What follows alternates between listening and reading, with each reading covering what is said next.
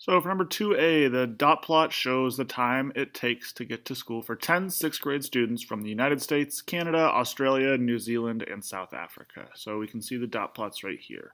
For 2a, we're asked list the countries in order of typical travel times from shortest to longest. So if we're looking at these dot plots here, it's pretty obvious that the United States and Canada are fairly close. And so this problem here really shows us that there's something that we need. We need something to help us determine more specifically a typical time in this piece here. So for now, we'll basically just kind of look at it and try and guesstimate here on which one is going to have a shorter typical time. But if we look at the United States here, we have this at, we see the kind of the center of this is going to be right about here at like 8 or so.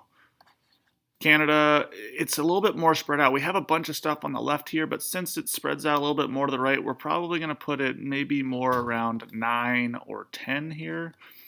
For Australia, we see, okay, yeah, we have a good center of our piece here right around 20 or so.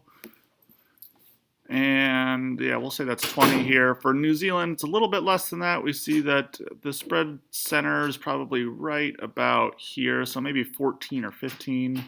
Say 14 here. In South Africa, it's really tough for us to see the center because it's so spread out. A little bit more dot plot points on the left side here. So it would probably, we would want to say somewhere in the center here, maybe pulled a little bit to the left. So we could say right about there at like 25 or so. Again, these are really vague estimates here because we don't really have a tool just yet to figure out exactly where the typical travel times are. So if we were to use this kind of guesstimation here, we could say that our from shortest to longest, we have the US, then we have Canada, then we have New Zealand,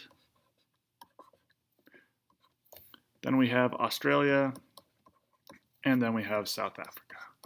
So from shortest to longest in our really vague estimating here is US, Canada, New Zealand, Australia, and then South Africa.